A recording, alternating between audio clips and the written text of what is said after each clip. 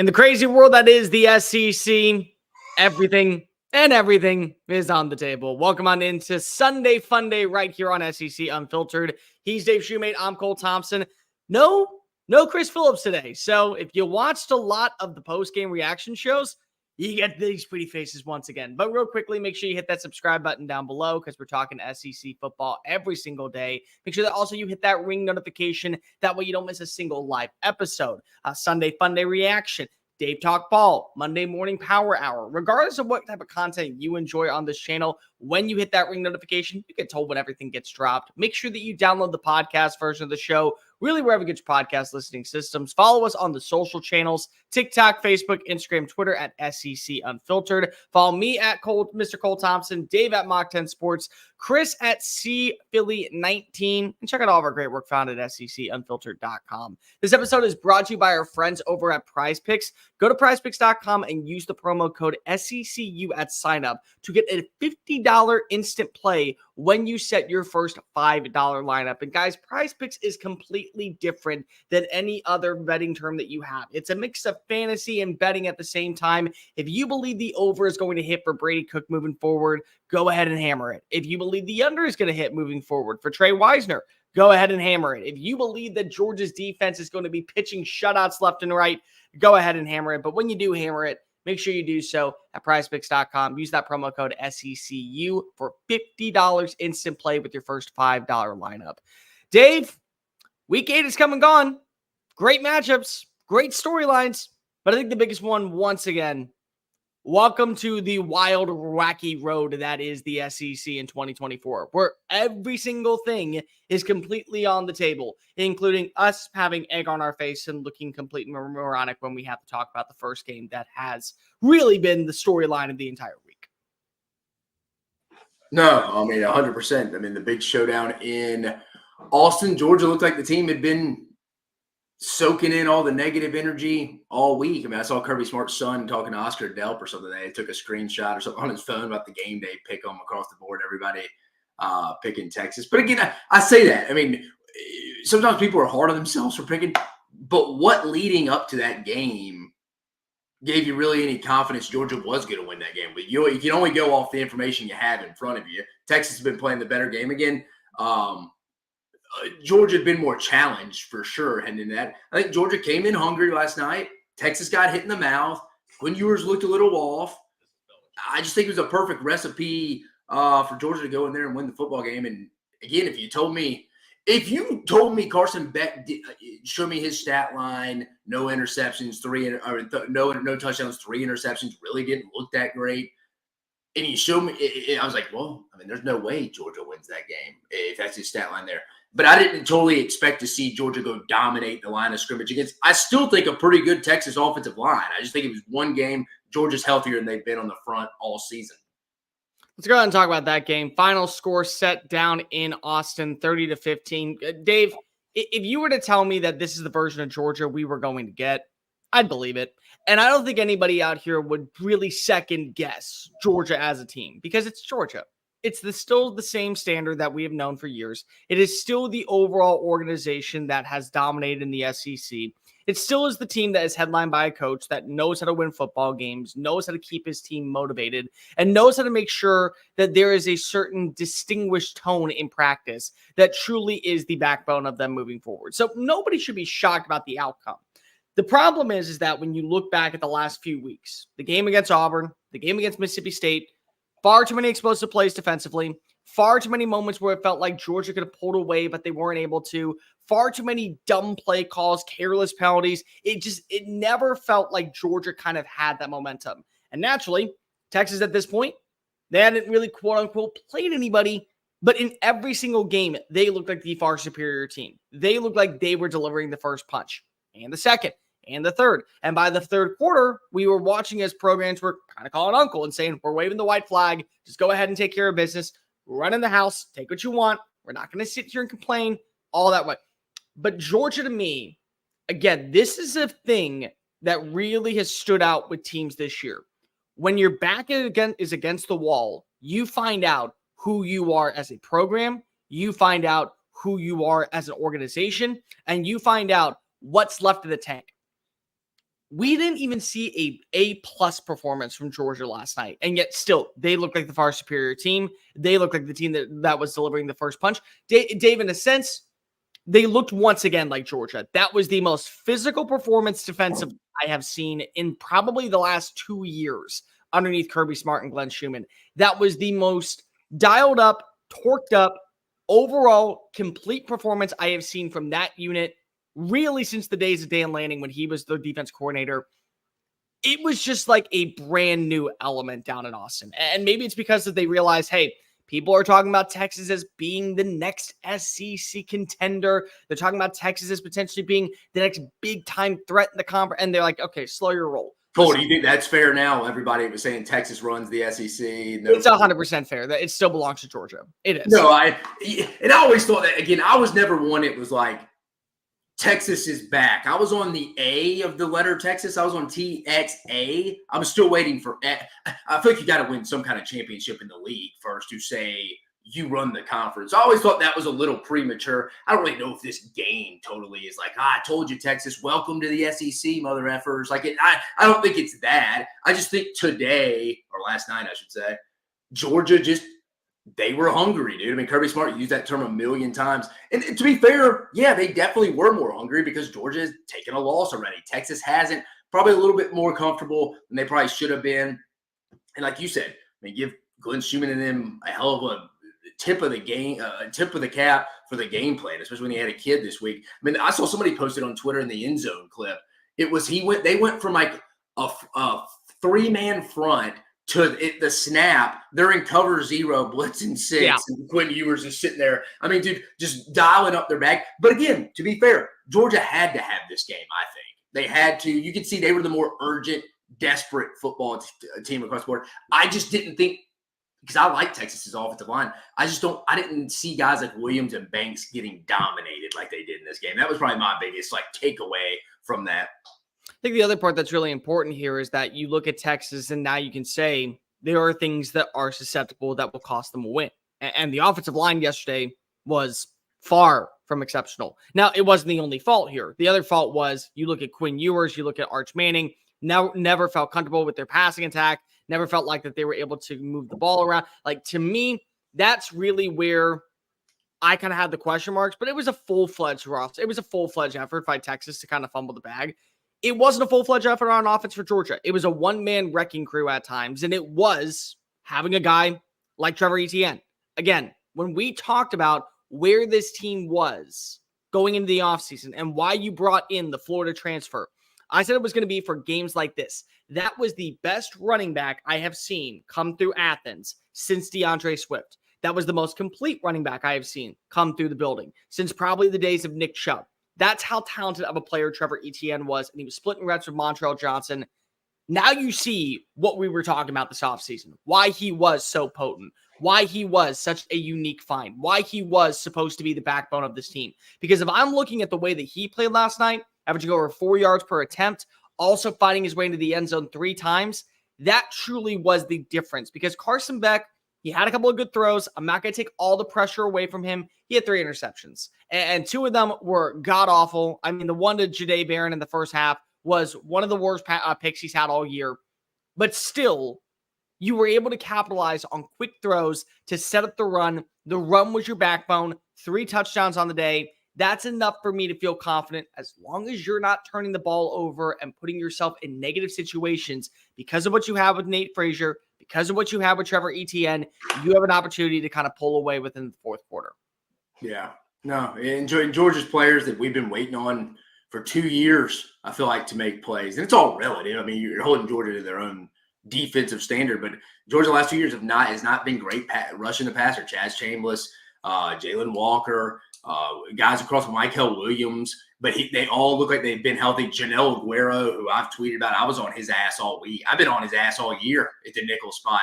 Again, I still think there's holes in there, and I still think teams will still try to attack, but give that kid credit. He played a hell of a game last night, was big in stopping that Texas offense, but again, he'll be out for the first half of the Florida game in 2 weeks. I thought he was kind of an under-the-radar guy, and you go back and watch some of the full game highlights and stuff. I hadn't had a chance to go back and watch the full game yet. I only watched Tennessee-Bama full game after we got off last night. But Janelle Guerrero just stood. I was like, dude, he's been bad. But I'm like, dude, you look like Minka Fitzpatrick tonight, son.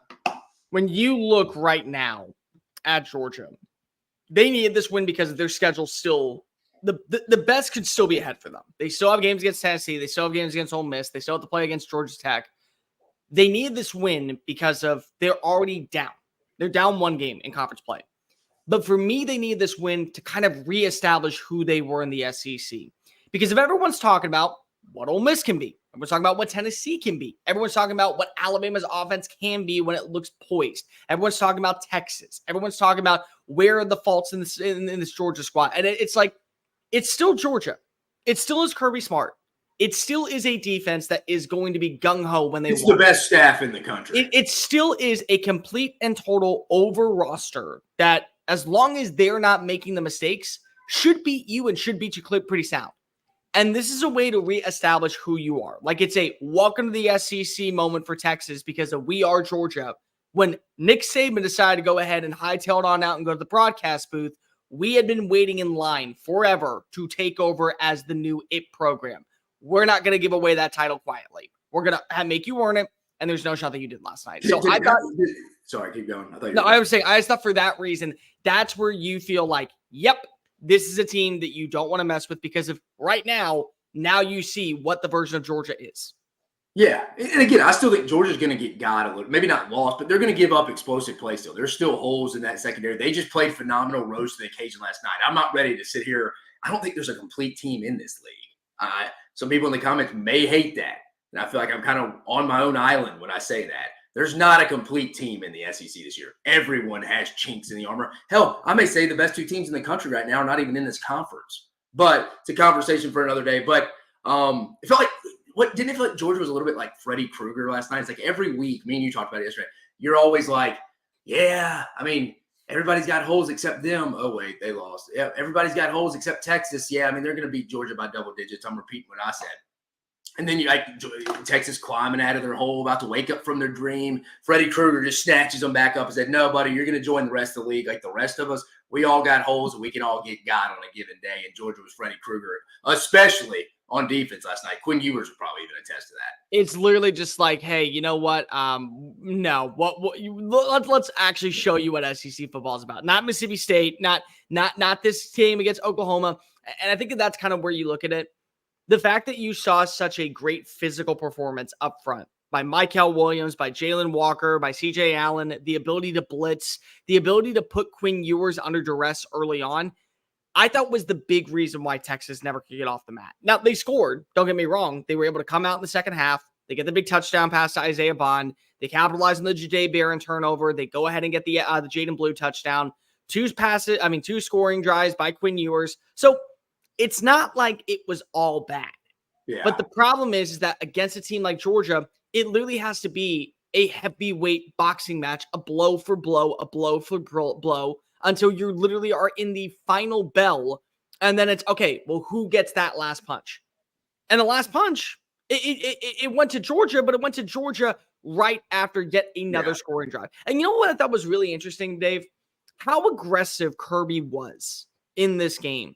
To not really care about anything going on with Texas's problems. He just wanted to make sure that they established who they were. The fourth down call, right after the 2-minute timeout, or right before the 2-minute timeout. They're at Texas's, what was it? A 38-yard line. Yeah, I must say 40, yeah. And so you're saying, okay, well, Texas can't move the football at all offensively today. They haven't been able to do a damn thing. Kirby's like, no, I want to end the game here now. Because if they're not going to be able to drive it 80 yards. So I'm going to waste my defense being tired. I'm going to waste them having to go ahead and run the field if they are able to find this one drive. No, let's just end it here and now. And the aggressiveness like that, that's what stands out about Kirby this year. And that's what I think when you get to vintage Georgia, that's what makes it work extremely well. And for Texas now, that might be the way that you kind of have to go back in. You're going to have to get that momentum. You're going to have to play that type of complete game. And if you don't, then unfortunately, you could be susceptible to a loss. With that being said, I'm not going to jump off the bandwagon anytime soon about Texas. The hype train is still real. This is still a Texas team that can go far. This is still a Texas team that can make it to Atlanta for a rematch against Georgia. And if you go to Atlanta, you're in the college football playoffs. So there's two elements here. Texas kind of got their reality check of, hey, you are not a complete team. There are multiple flaws in your overall roster. You have got to figure these things out first if you want to get better at this point. But it's not as if we're sitting here this morning going, Georgia is 7-5. Georgia is an 8-4 team, and they look like the national champions. No, it's a two-time national championship program under a coach that has been kind of dubbed the next Nick Saban, at a program that we know brings in the right players, brings in the right personnel, and has, for my money, the most complete staff in college football. Yeah, I'm just looking at both these teams' kind of schedules before we move on. I'll be honest with you. Some people may call me crazy here. From a championship perspective, we won't know what Texas has until their last game of the regular season. Probably.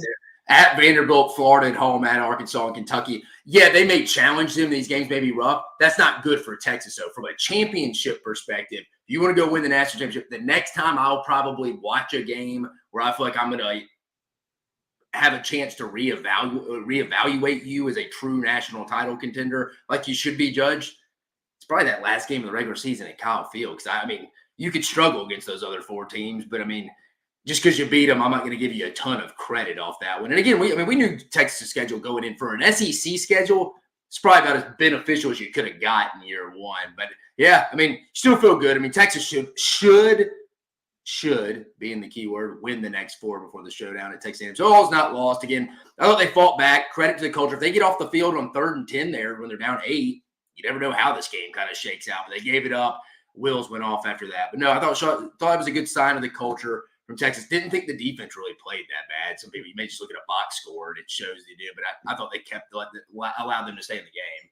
I mean, you get 3 turnovers, you get 3 interceptions, you get a pick that leads to a touchdown drive. I'm sorry, like that's not a bad performance. What it is unfortunately you're playing against a tyrant defensively that kind of came back to full strength for the first time this year and showed their true colors. Like that's my takeaway. It's, oh, we're a good defense. Yeah, but Kirby's has a great one.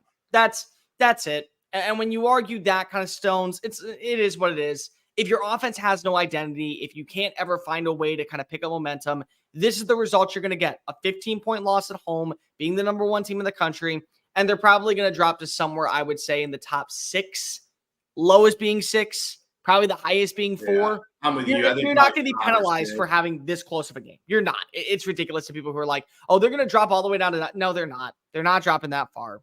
Georgia is still Georgia. This is still Texas. Overall, still a great team. Dave, before we move on, let's just do it really, really fast. Quinn Ewers gets benched. Arch Manning comes in. Quinn Ewers comes out at halftime. He gets 2 touchdown drives, but there is going to be a select minority in the crowd that will carry a very loud voice saying, it's time for Arch. It's time for Arch. He's got to be the guy. Are you in that conversation yet? Or is it, no, we need to get something to work. We need to pick up the offensive identity. Quinn is the dude. And Steve Sarkisian said last night after the game, Quinn's still our starter. Yeah. But it does feel like there is going to be that moment where you will have the locker room separated at times. And maybe it's a wide receiver that is like DeAndre Moore or a wide receiver like Silas Bolden going, hey, well, my numbers are better with Arch Manning. I want to make it to the NFL. We got to play Arch. And then there are people like Isaiah Bond who will say, well, no, I've caught in 4 touchdown passes from number 3. 3's our dude.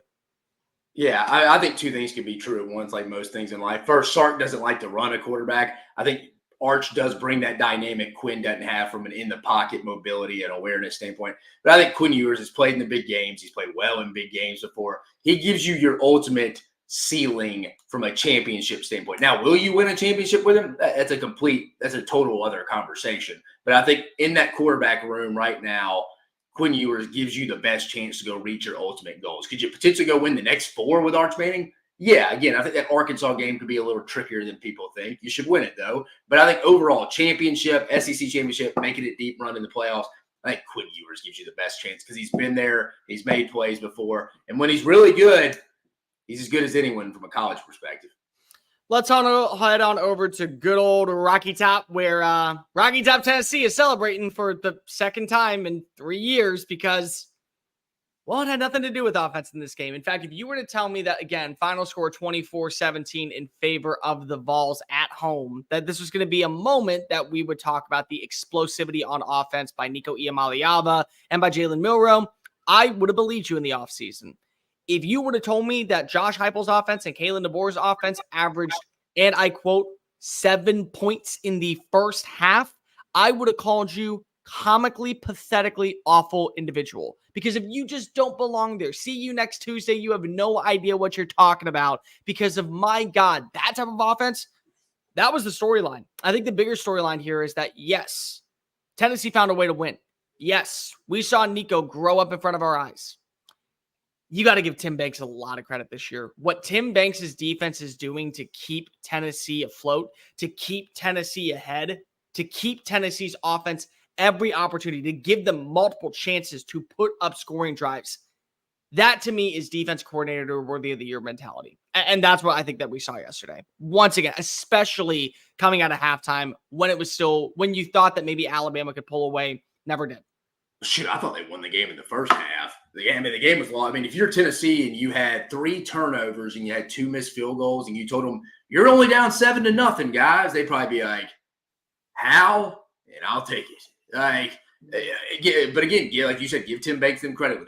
When Alabama forced some turnovers, they held strong. I mean, Alabama was awful on third down. They were terrible. 3 for 14. I mean, it was just really bad across the board. Jalen Milroe, a little bit of kind of like you watched it and you kind of felt the same way you felt a little bit about Quinn Ewers. It's like, are you healthy, man? Like you just, again, if there's anything if anyone needs a bye week, and again, Alabama's got Missouri this upcoming week.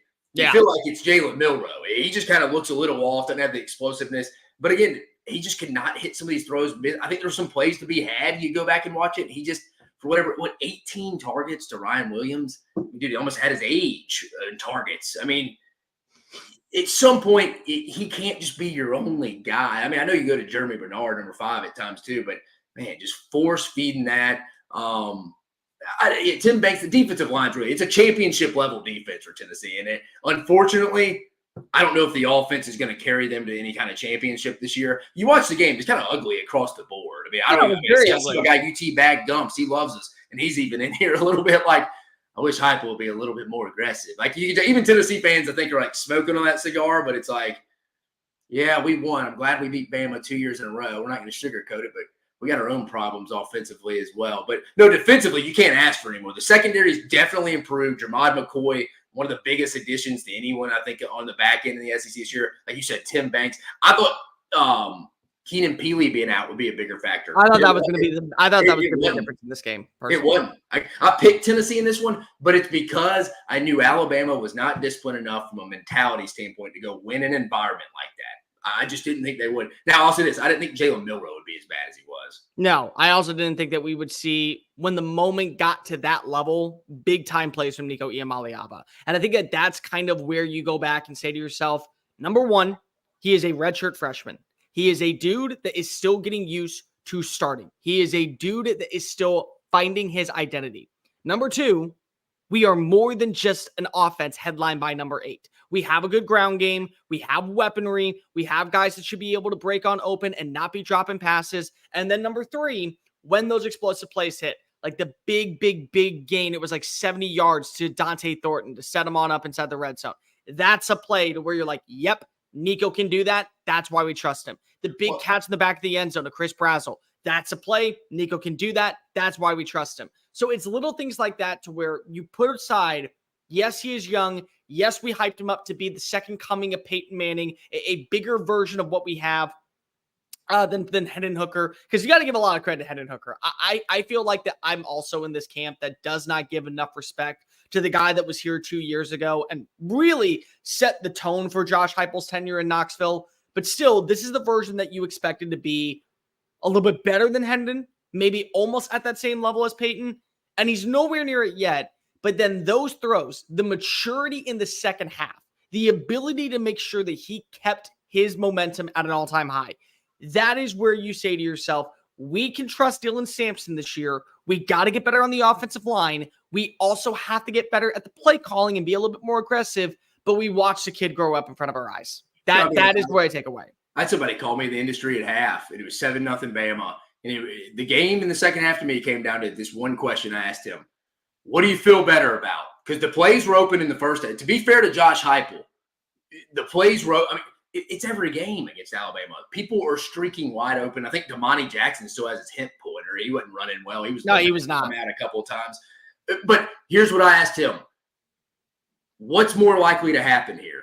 Nico keeps missing these wide open deep shots, or Alabama just magically starts covering people within 3 to 5 yards. I'm going to bank on Nico hitting a couple of these, and that's all it took because they were open. Everybody wants to make Alabama's defense was improved this week. I mean, you go back and watch it. I'll say this. The stats in the run game aren't as bad as they show. If you go watch the game, I didn't think Bama was that bad against the run. It wasn't that bad. But they did allow 2 touchdowns. Took the same plan Florida had, put Cam Jackson over that nose, over across Cooper Mays, and 2-gapped it there, which Cam Womack does not want to do. But they did it in this game, and I thought that was a great strategy. But even in the first half, he's missing wide open dudes. So I'm like, dude, there's going to be plays. You're going at some point, it's like a submarine, and it's like are you talking about trap? He just keeps launching. Are you talking about Nico? Huh? You talking about Nico missing open guys? Oh, in the first half, it was all game. It was all game. All game. But I'm going to play devil's advocate real fast. He missed some open guys. You also saw a drop by Squirrel White that should have been there. You saw a couple of passes that were dropped by Chris Brazzell. I'm not arguing it's Nico's fault. I'm saying Tennessee left a lot of meat on the board 100%. It was a joint. My point is arguing people saying Alabama's defense played phenomenal. I don't agree with that. No, not at all. There's been holes in that back end all year. No, not at all. They didn't play phenomenal. What the problem is that here was the question that I had going into the second half. Will Alabama be able to get that same turnover rate the way they did in the first half? 3 turnovers in the first half. 2 missed field goals. Yeah. That ain't happening again. That to me is where you feel like, okay, well, we're okay because we have an offense. My entire thought process going into this game and why I picked Alabama to win had nothing to do with Tennessee's defense. I thought this was going to be a low-scoring affair. If you told me that the final score was 17-10, I would have believed it because of both of these defenses, I think, have the ability to show improvements. But more importantly, both of these offenses have shown me reasons for doubt throughout the entire year. But I know what I was going to get in Jalen Milroe. I know what I was going to get in this passing attack. And that it felt like that this is a game where Jalen Milroe wakes up. He has a better overall outing. He feels more complete. He feels like the more dominant player. That, to me, was the big difference in this matchup. And he wasn't. And honestly, Dave, the biggest problem that I have is that this is the most, far and away, disgustingly pathetic version of a penalty-ridden team that I have seen in a hot minute. And that's coaching. That is coaching. Now, don't get me wrong. Well, I'll say this, too. To be fair to the penalty stuff, Alabama had 17 penalties there 2 years ago. And Saban's been, back-to-back years. I think Alabama's last 2 years have been penalty-ridden teams, too, to be fair. I'm not blaming Kalen DeBoer. I'm not, because here's the thing. You said it was coaching. That's why I said that. No, it's coaching that this is still a problem. But this was a problem last year, too. Keep in mind that this is still the same Alabama team with the flaws that we saw last year. The problem is that we're so short-minded as individuals, and we've only seen the positives, the growth, the development, everything that Nick Saban did, that we're not allowing Kalen DeBoer to have that moment to kind of fix the flaws. But this team is penalty prone. This team shoots itself in the foot. This team is missing elements. I figured that the depth of this offensive line was always going to be a problem for this year, for this specific year. It'll be better. But the problem that we have right now is that people want to see the exact same version of Alabama that was a tyrant dynasty for year in and year out underneath Nick Saban. It's not there yet. And it was never going to be there this year. What? I don't think it'll ever be to that level. That's unrealistic for anyone to think that. But it's also to be fair to Kalen DeBoer, it's like, dude, he's not going to go on a 17-year run that matches what Nick Saban did. I will say that the version that we saw yesterday take the field at Neyland, that won't be the one that we talk about with Kalen DeBoer's Alabama team over the next 5 years. But Cole, to your point about penalty, that's why I picked him to lose this guy. I was like, I just don't see them bringing on the road and legitimately their first all right, Camp Randall was a true road game. I'm not going to say that, but also we can all know when the quarterback went out, I mean, that sucked the Tyler Van Dyke, yeah, game was over. Yeah, I mean, that game was over. That sucked the energy. You knew Neyland was going to be different. I looked it up. Alabama, I think in the last 2 trips to Knoxville has 34 penalties in 2 games? 30, I think it's 36 penalties. They had 17, and what they have 2 years ago? What they had yesterday? 15? I think they had yesterday they had 15 penalties for 190. 15. Yeah, so 32 penalties in the last 2 years in Knoxville. You aren't going to win football games like that. But again, this game was lost in the first half. It was just lost. I mean, if you were Josh Heupel in Tennessee, you had to go to that locker room and guys, we can't, offensively and special teams wise, defense, y'all keep doing you. Keep doing you. Yeah, offense, special teams wise, we can't play any worse, guys. We're down 7-0 at home. We're okay. If I'm Alabama, you're kind of in there. Everybody's probably looking around like, guys, we're only up 7-0. You know, the defense is probably sitting over there like, man, we've got 3 turnovers and you guys can't score any points. It's just, it goes back. This Alabama football team does not play complimentary football. You're not going to beat many good football teams if you're not doing that. The other problem is that yesterday you can't have those type of turnovers from Jalen Milroe. The very last one, and I know that we have put a lot of blame on Kalen DeBoer. We put a lot of blame on this offensive line, the defense being out of sorts, basically not having the depth. I have no idea when you go back and you watch that throw where Jalen Milroe was trying to target. That last interception, that's all on him. And that is supposed to be where you are the mature player. And it felt like that was a mature throw that Nico wasn't going to make. Why are you in your second year as a starter making that type of read? And then he's missing dudes wide open for touchdowns. And again, like Tim Banks, great play. And again, you're never going to call a defense that stops every route or route concept. It is what it is. That's why affecting the quarterback's key. Yeah. But Jalen Milroe, that's a lot of plays on the board that you're kind of like, yeah, dude, you got 2 guys that are just wide open that you just check down and throw it 4 feet over Justice Haynes' head in the flat. If there's anyone who needs a bye week, and that's why I think this week for Alabama is very dangerous. You got Missouri. Yeah. I don't know how Alabama covers Luther Burden. I'll say that. I don't know how they cover him. That's going to be a close game. If there's anyone that needs to get into a bye week right now, it is Alabama. And for a specific person, it's Jalen Milroe, not only to get his head right, but I think he's banged up a little bit with how much they've ran him early in the year. I think it's starting to catch up with him. He's got some miles on him. They also need the bye week simply because of they have to readjust before they take on LSU. And it's always going to be a very strenuous game. You and I know this. The way that we've watched this game, especially be going down in Tiger Stadium, it always has like that kind of extra juice element for some reason. Again, it's one of the rivalries that is unwritten, but it is a rivalry. So got to give a lot of credit there.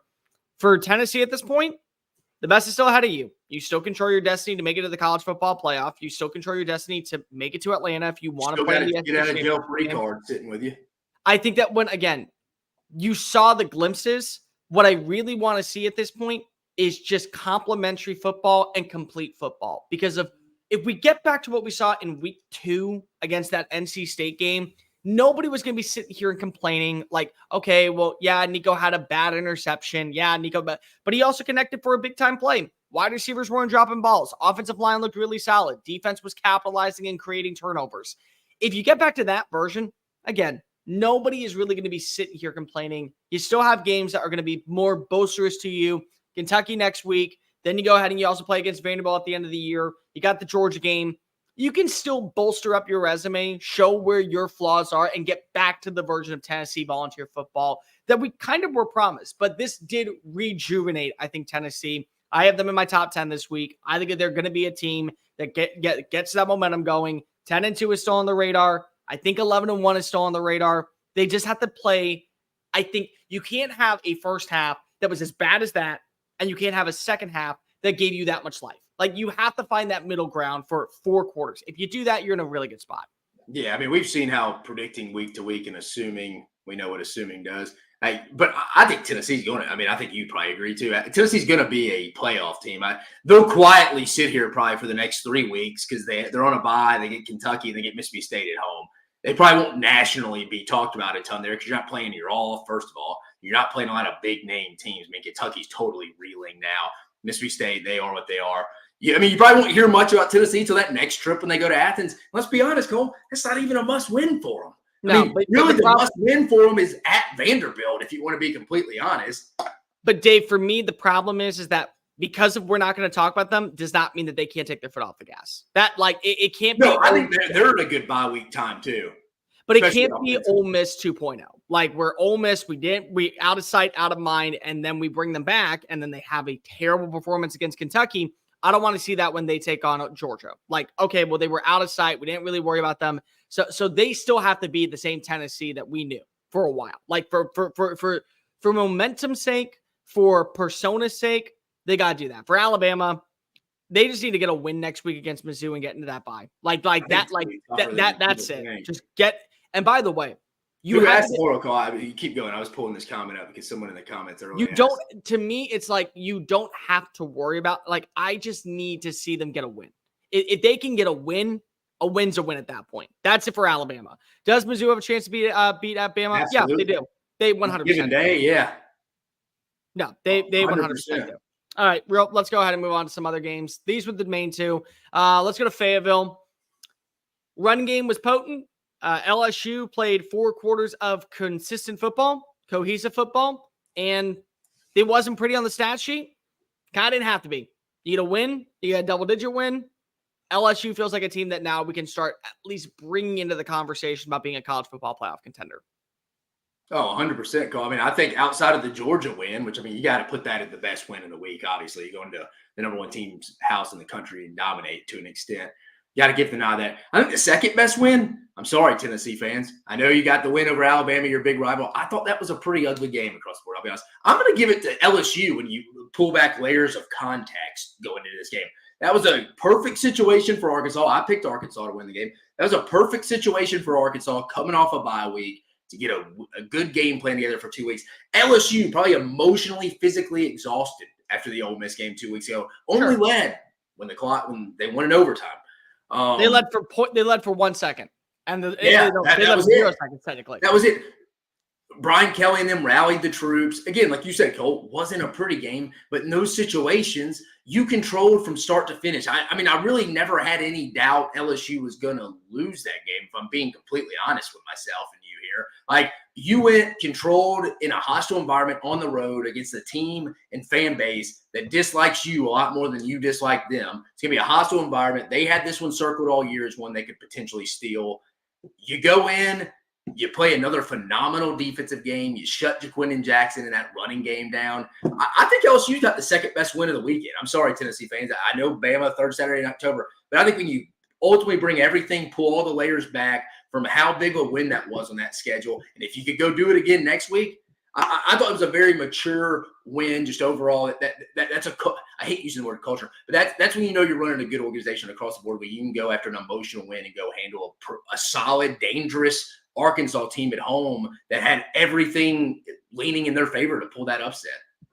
I think the part that I'm really coming away impressed with is everyone kind of circled this as, well, you beat Ole Miss. It took you all the way into overtime to get the job done, but you beat Ole Miss. How are you going to let us down this week on the road? They didn't. It was top to bottom, a clean, concise, very mature, very direct, very, I would say, aggressively sound performance by LSU's offense. Defensively, we still know that there are some weak points to them, and there's going to be weak points, but they feel like a really well-coached team to where they're not shooting themselves in the foot. What I can appreciate is that, number one, they took away Taylon Green's best element with his mobility. And the other part that I can really appreciate is that they got a run game going with Caden Durham, 3 touchdowns on the day. Well, not to interrupt you, but so I don't forget this point. You mentioned Taylon Green. I reached out to, I'm talking to Arkansas, and I confirmed because I was like, he wasn't banged up, dude. And I was like, was he banged up? He's like, dude, no, he wasn't even on the injury report and stat meeting. So, like, I know people are out there like, he looked a little banged up. Someone internally told me, like, dude, he wasn't even discussed on a stat. So I think he had a little bone bruise against Tennessee, but that was not really – it didn't affect him yesterday. So it's not taking away from what LSU did. Again, but you talk about the run game. You talk about Caden Durham. Now you have that second punch, and you know that you can run the football. And probably the biggest thing, Dave, I've preached this all offseason, why I can't quit LSU. It's like a 2 a.m. cigarette when I'm drunk after going out to the bars. I know it's not good for me, but it isn't. The reason I can't quit LSU is because they have an offensive line that can keep Garrett Nussmeier upright.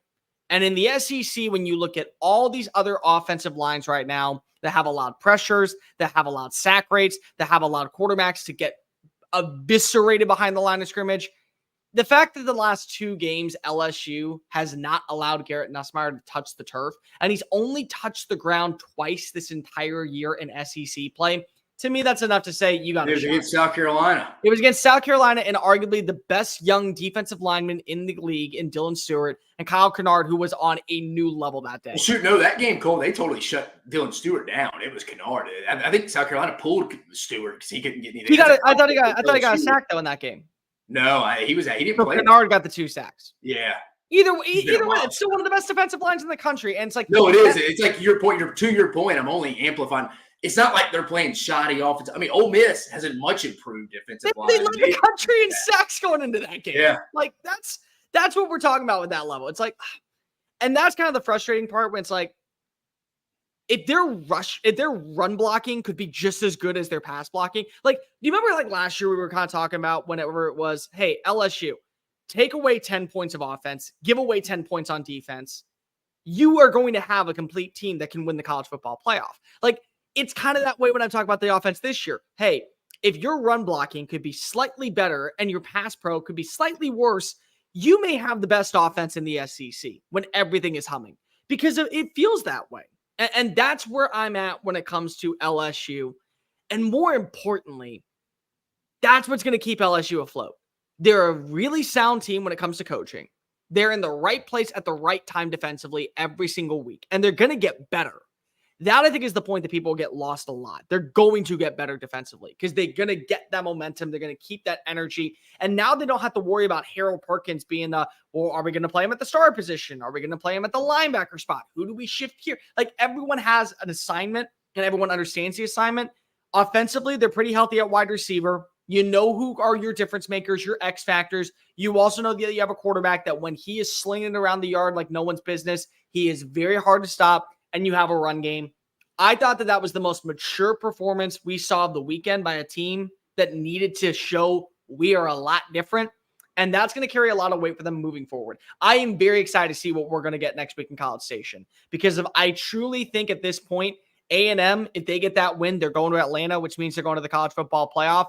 I already think at this point that will be the only game that LSU loses this year if they lose a game. Yeah. No, I'd agree. It's a big one. You feel like the winner of the A&M LSU game next week is in the driver's seat to make it to Atlanta for the SEC championship game. I can't say anything further past that because, again, I don't know any seedings in college football playoffs. But like from that perspective, you feel like when you talk schedule too and the way these teams would be playing, you feel pretty good about the winner of that.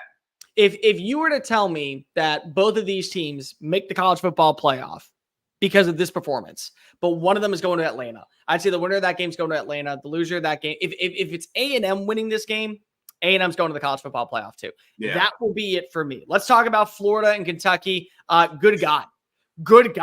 I mean, I don't know where to begin. This was a game that I had circled as the last hurrah of Billy Napier because if I figured it was going to be close, spoiler alert, I picked Florida to win.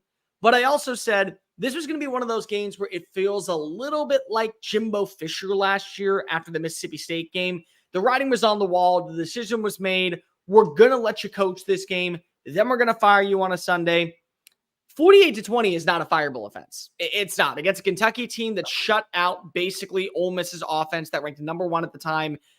And now you feel like that they have somewhat of an identity. DJ Lagway, no touchdown passes, but Jaden Baugh, not 1, not 2, not 3, not 4, but he had a 5-touchdown performance, $5 footlong. He's got nothing on Jaden Baugh's performance down in Gainesville last night. Yeah, I mean, that was one of the more shocking, just the way it went down, not necessarily just Florida winning, but like they put up 41 offensive points against a Mark Stoops defense and DJ Lagway's first SEC start. I mean, I don't know if anybody had that on the old bingo card. I highly doubt it. But, I mean, yeah, give Florida credit. Billy's going to be coaching in Jacksonville. Team's playing with as much confidence as they've had all year, really, since the UCF game. I mean, I know they lost at Tennessee. That's a game they probably feel like, yeah, we're not going to just get totally down on ourselves from this perspective. And we easily could have won that game against Tennessee. So for the last 3 weeks, now they're heading into a bye week before Georgia, they're going to be rolling in with some confidence. wouldn't shock me if they're playing with Georgia the way this college football season's going. Because like I said, I think everyone in this league has warts and holes. If Georgia doesn't show up and play well, when you have a couple of defenders and they're thin in that back end, like they're missing the first half, a couple of those secondary guys, Florida could be in this game in the second half at some point. They're playing with a lot of confidence, as you know, Cole. College athletics, college football in general is all about generating momentum, dude. If you're playing with some momentum, you have a shot. DJ Lagway looked really good. Again, I don't think he's going to – I would be really surprised here. Maybe somebody could clip this if I'm wrong, but I don't think he's going to go have the same game against Georgia. But again, you got to be fired up if you are Florida heading into this bye week. You got a real opportunity ahead of yourself to just keep building on that. I know you're 2-1 in the last 3, but it's about as much confidence as Billy's had in his entire tenure, maybe since his first win against Utah in 2022. I don't think that you want him to have the same type of performance personally. I mean, yeah, you averaged 18 yards per throw, but you were 7 of 14 passing and you had an interception. The thing is that I want to go into this game knowing that there was a game plan built around making DJ comfortable. Because before, you have to realize he was a spot starter. They had drives that were made for him. They had opportunities that would allow him to get onto the field and build that confidence because if he is the future of this team. But he never had the shot of being the guy, being the dude, being QB1. It was always him and Graham Mertz. This was the start. They called a game plan that made him comfortable. They called a game plan that made him reliant. They called a game plan that put him in a very good situation that was always feeling like they weren't shooting themselves in the foot. And so from that standpoint, yes, I do believe that you feel pretty good about where you are with DJ going into the bye week. I don't live in a world where hindsight's 20/20. I don't. I think it's stupid. But at the same time, we're a 2-point conversion attempt away from potentially Florida being 4-1 in their last 3 games. I mean, their last 4 or 5 games.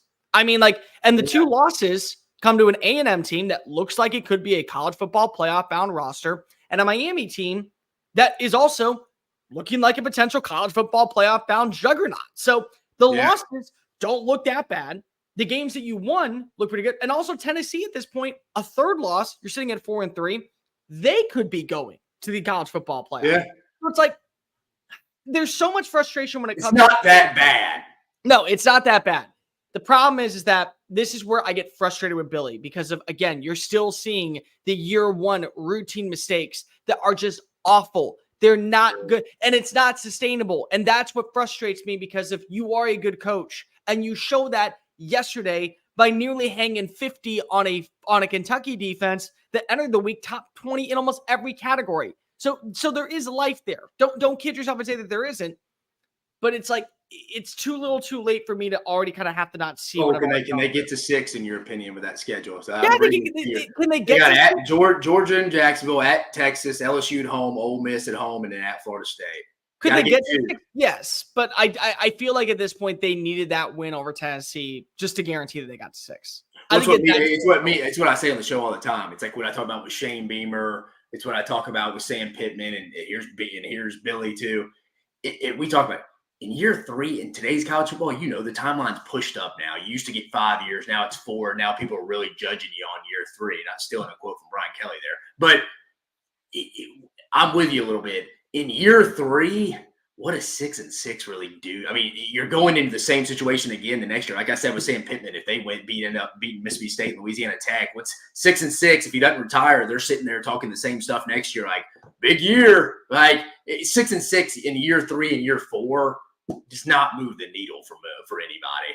Of course it doesn't. But at the same time, let's real quickly, because we still got a couple more games we got to break down and our top 5 teams going into week 9. Kentucky.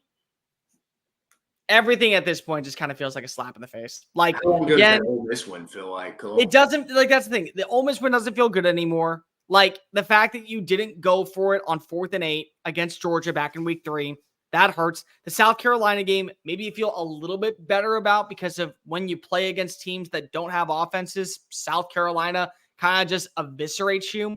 So maybe you feel good, but at the same time, now I'm back on that train of, well, is change eventually going to come to Lexington? Because I don't think that you are going to complain that much if you're Kentucky as a fan, knowing what Kentucky football has been for decades before Mark Stoops arrived. He is who he is as a coach. We know what his identity is. We know who he is as a personnel person. But it does feel like something's got to change at some point. You can't have one great game against a top 10 team in Ole Miss. And then 2 weeks later, you look lost against Vanderbilt. You shoot yourself in the foot. You had Vanderbilt in a perfect situation. And also, you're the reason you lost was not because Vanderbilt was the more complete team. It was because you shot yourself in the foot with careless penalties by putting yourself behind the sticks. And more importantly, also not being, when you got too aggressive and the turnover on downs, you didn't capitalize on points. So again, here we are talking about Kentucky where, yeah, they got to win. They get a big time matchup. And now, unfortunately, they're losing to teams that they felt like they probably should have beaten. I mean, this feels like the basketball situation with Cal. This thing's just kind of ran its course. It's never that bad. Again, give Mark Stoops credit. He's raised the floor of Kentucky football where people are pissed off with 6 or 7 wins kind of at this point. But at the same time, you going publicly and bashing NIL when you can't consistently beat the teams that are on your level in South Carolina and Vanderbilt, that's going to fall on deaf ears a little bit to the fan base. This just literally screams the same situation with John Calipari they had in basketball. It's like, yeah, you're going to go get a big win. You can beat Alabama by 30 at home. Yeah, but then you're going to go drop a game to South Carolina or something. And it's like, dude, what are we doing? We're going 1 step forward, 2 steps back.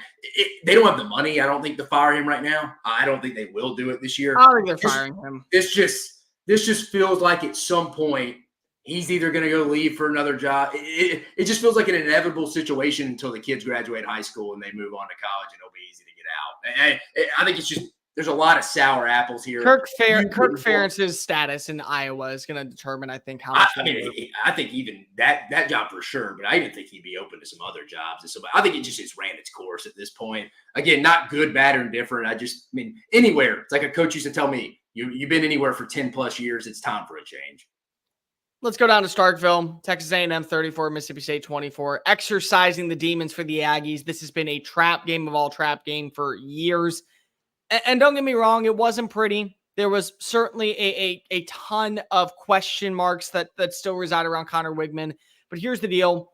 Mississippi State has been playing its best brand of football over the last 2 games in Texas and against Georgia. You got to win. You get a win that now gets you to bowl eligibility underneath Mike Elko. Your defense still is playing really fundamentally sound. They feel like that they're a team that does have a good identity. They know what the strengths and weaknesses are, and you're setting yourself up for what could be a matchup of all matchups next week in Kyle Field against a team in LSU that also has yet to lose a game in conference play. Yeah, it was your typical look-ahead game, cut off a bye week. Sure. I sat there for a couple of weeks feeling good about that Missouri win. That line was a little too rich. The 19 going into it. I saw Stanford Steve on game day. That was one of his locks. He took Mississippi State plus 19. I was like, I respect that pick. That's a good pick there because A&M totally. Again, I mean, no one on that roster, on A&M's roster, had a winning record against Mississippi State. Jimbo Fisher never beat both Mississippi schools in the same year. I just think Mississippi State improving week to week. I appreciate their game plan. They're playing a little chess, not checkers. They're not winning games, folks, but also they're not going into it like, we're just going to go bombs over Baghdad, guys, and just see what we can go do. It's like, no, they're trying to play complimentary football because they know they're going to get blown out by teams against Georgia, Texas, and potentially A&M. They don't go in with a better plan than that. Give Jeff Levy and them credit. They've been doing that those last couple of games against Georgia, Texas, and now A&M. I mean, if you're A&M here, I think it's a game. Look, we didn't play great. We know we didn't. You just go flush it. We got a big win at home this week. Mississippi State's not a very good football team, but you know what? We're not going to take a road win in this conference for granted. I think you just flush it. It's not nothing you take too much from it in this one. Defensively, in the front 7, they had a good game. 11 tackles for losses, 3 sacks on the day. I can appreciate that. I think that, once again, we're watching this defense underneath Mike Elko hit its full peak, which is coming at the right time because if you have matchups where it is potentially a trap on the road against South Carolina, you got the game next week against LSU, you got to go down to Auburn to take on the Tigers, you got to go play against Texas late in the year. The defense coming along the way that it has is definitely, I think, the sight in the right direction. Connor Wigman, I'm not going to put too much pressure on you. 1 touchdown pass, 2 interceptions. Your ground game, you still were able to run it with Le'Veon Moss and Amari Daniels. You were able to get you got a field goal from Randy Bond. And you get a win to exercise the demons out in Starkville. Those cowbells were ringing, but you are ringing your way to now bowl eligibility heading into week 9. Let's go over to Como. Let's talk real fast about what happened between Brady Cook's Tigers and Peyton Thorne's Tigers. For starters, I don't want to hear anybody complain about Brady Cook in this game. Guy went to the hospital, got an MRI, came back in, and won a football game. If that is not the epitome of I love this team and would die for anybody on that field, there is no epitome other than that. That is the heart of a Tiger. That is the heart of an MIZ grad. That is the belief of a kid that has only wanted to don the black and gold, and he delivered, came back in, big time throw to Mookie Cooper, big time throw on the fourth down to Luther Burden. They get the touchdown to Jamal Jones. Overall, really good performance. Jamal Roberts. Overall, again, this is what you want to see. You were down. You were almost out of the count. And here we are now talking about Mizzou sitting at 6-1, and they may have a game ahead where they feel very confident playing against Alabama. No, it's a game Missouri had to have to stay in the playoff race, and they had almost like a Disney Channel movie. I mean, the way like your quarterback goes out, second series, I do believe, with his ankle injury, and then he goes to the hospital and he comes back. It's like somebody he gets back out from the ambulance, and someone's got his helmet waiting on him. He just runs out there like Adam Sandler in the longest. I was praying that Farote Field was going to go Cook. Yeah, I mean, it felt like a Disney movie. literally a Disney Channel original movie with a DCOM was back in the early 2000s. No, like for you sure. remember that movie that came out with a Clemson kid? Like that's gonna be Brady Cook on Disney Plus soon. No, like just that kid. No, I mean, give them credit. Like you said, their defense kept him in the game. Yeah, I mean, I think you had to have this game. Again, this would have been a bad loss coming off losing 2 out of 3 outside of the UMass game, but then you losing the A&M game. Missouri gets it done at home in comeback fashion. That was Auburn's only second program loss ever when leading by double digits entering the fourth quarter there. Yeah. So Missouri found a way somehow, some way. Luther Burden didn't play great. Granted, he didn't have his quarterback most of the game. They're playing Drew Pine. He kept them steady a little bit, didn't lose them the game. But Brady Cook, like you said, Cole, in the fourth quarter, came out, delivered. Missouri made every play in the fourth quarter when they had to. Auburn could not make plays. I thought offensive play calling was an issue again. It just feels like Auburn just continually find ways to lose games in the fourth. It's not even find ways to lose games. It's finding ways to just be completely errantly pathetic on offense. Like, I did not understand the play calling at all in the first half by Hugh Freeze. Well, dude, I thought the game was over when you get the ball in the 40. What were they up, Cole? 7? 7. Yeah, they punt it. You get great field position up 40. You go get even a field goal, you probably win the game there. And it's like you just go punt it right back to them, man. It's just I don't know. The thing that kills me, they don't feed Jarquez Hunter enough in this. And I think we're more under the radar players in the league. He just doesn't get a lot of juice because he's been on he's never been on a winning team in his career at Auburn. But I don't know. Auburn just like you're right, Cole. The defense keeps them in games too. That's why the league's loaded with fronts and good defenses this year. I think. It's just the offense, man. I know people are like, do you make a change to Hank Brown? Like, no, I think it just is. I think Peyton Thorne gives them the best chance. I just think you're comparing just 2 bottom-of-the-barrel quarterbacks. I don't think they're Hank Brown away from winning that game yesterday. God, no. They're nowhere near a Hank Brown away from winning that game. And neither is Oklahoma that way. Because if they got down, now the count, literally in the first quarter, 21-0 because of South Carolina's defense is legit. 35-9 final score. And I said some things yesterday that probably I was feeling a little bit emotional about because of I really want to believe that Shane Beamer has this team in the right direction. I really want to believe that this offense can be better than advertised. They had 278 yards. They put up 18 points. And 18 points against that Oklahoma defense, that might be good enough to win you games. The frustrating part is it comes against teams that you feel like that you should beat or that you should be able to hold your own against. Texas A&M in a couple weeks, the game that you played against LSU when you blew a 17-0 lead. That's where I get frustrated looking at this team. That's where I get frustrated looking at this South Carolina unit because their defense is one of the best in college football. And you saw that very early on. Nicky Manwari, 2 interceptions, including a pick 6. You get the big timeout fumble recovery for a touchdown. I mean, their defense set the tone so badly that Michael Hawkins Jr. lost all sense of confidence, and Oklahoma had to burn the redshirt Jackson Arnold. Yeah, I mean, this game was – I mean, you feel bad for the ticket holders at the Oklahoma game at Memorial Stadium yesterday. I mean, the game and a homecoming game, too. The game was over 5 minutes in. I mean, South Carolina's defense would have outscored Oklahoma yesterday. It was over. They couldn't have came back unless South Carolina just gave them short fields, which they weren't at that point. It just knocked them right. I mean, that's what you got to do on the road in an early kickoff is go in, take the crowd out of it. Again, I wasn't there, neither were you. I don't know how in the crowd was it. I'm sure it wasn't just a rocking environment, but still, you took them out of the game. You're 21-0 right off the bat. You totally took Oklahoma out of their game plan. You controlled the whole game. I think for Oklahoma, you got to stick with Jackson Arnold at this point. Yeah, there's a lot to work on. At this point, you have to. Yeah, I don't know how you don't stick with him. At least he doesn't have – and again, I think two things can be true at once. I think in the moment, the Michael Hawkins start against Auburn made sense because of the offensive line issues. I think now you got to go back. You just got to take the RPO crap if you're Seth Littrell out of it and just make decisions for Jackson Arnold. Hey, no, we're running here. Hey, no, we're passing in. There's no confusion. We got to simplify it down for our quarterback here, man. The offense is legitimately getting the team beat. It's not just like, hey, they're not moving the football and they're punting. It's like, no, you had 3 turnovers that ended up in scores. Like, you're literally getting us beat here. I don't know what to say about it. Oklahoma, granted, some things are not their fault. You had a bunch of injuries. 5 of your top 7 receivers. Offensive line's been all over the place. But at some point, you've known that for weeks. Let's just see a little improvement, and we haven't. Would you like me to explain why I said what I said about South Carolina's offense yesterday? Because the final score was 35-9. Oklahoma still outgained South Carolina's offense 291 to 256. And that's why I get frustrated. Because again, it's just a defense that is elite as all elite can be.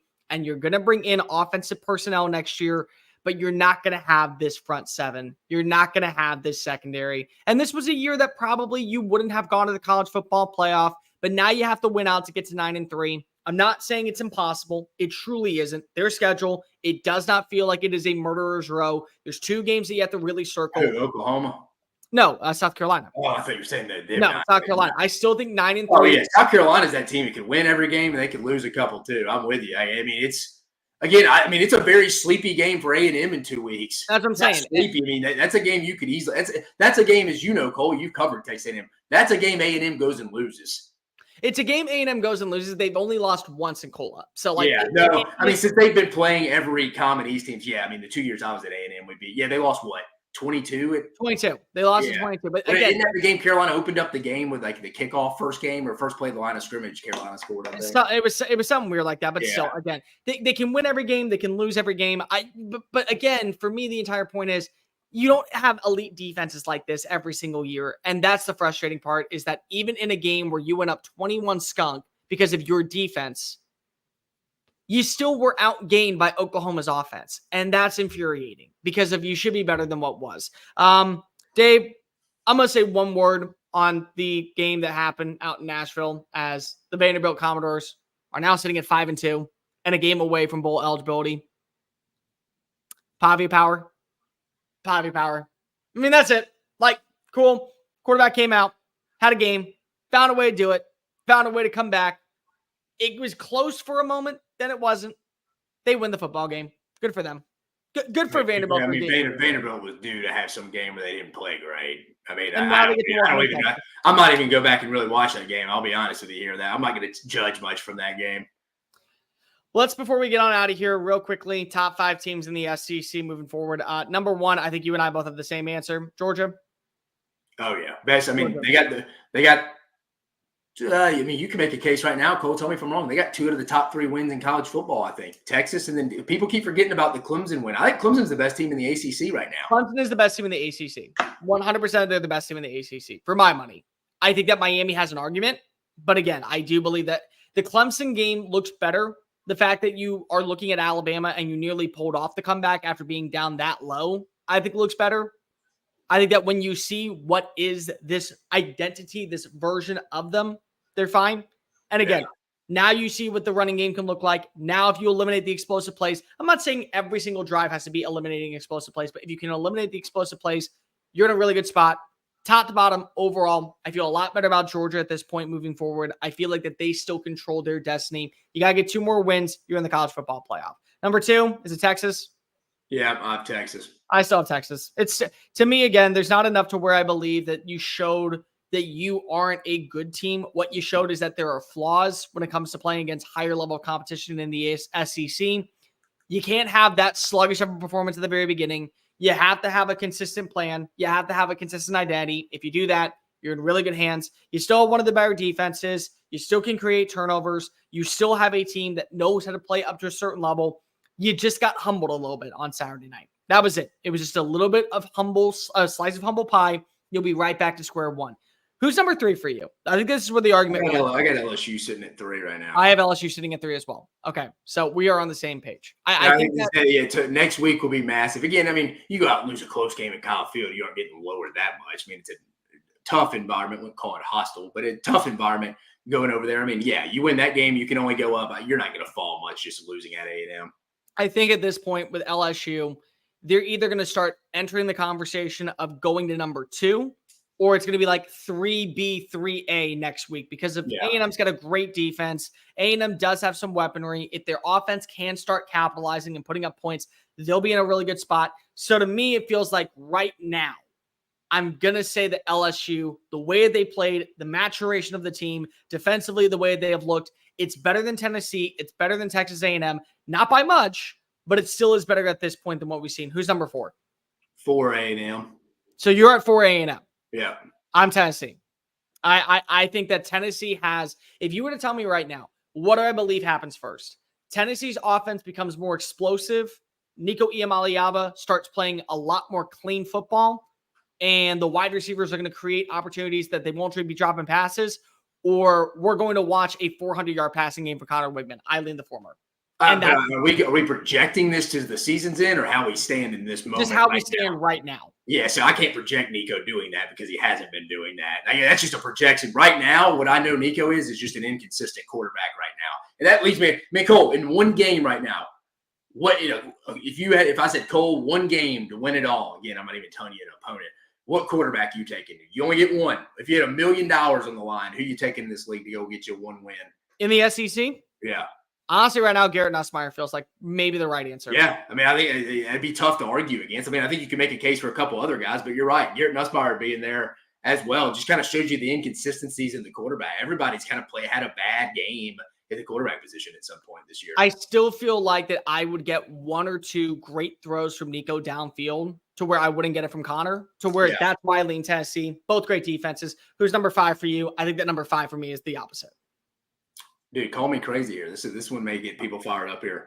Just watching the film of this team. Again, the record's not going to show it. No. Get a little healthy. I'm going to go Ole Miss at 5. I think Ole Miss should have won that game last week. If it's anywhere else they win that game. I mean, you can't put Ole Miss ahead of LSU right now, just like you couldn't put Alabama ahead of Tennessee. I kind of feel the same way about that. I just think Ole Miss right now, if they played, I'm doing this on a neutral field when I'm doing this. I think the defense is improved. I think the offense can be improved, get that run game going. I don't know. I'm just not as down on Ole Miss as like some people are. Again, they're quiet. I mean, they got a big game this week against Oklahoma. They got to handle that.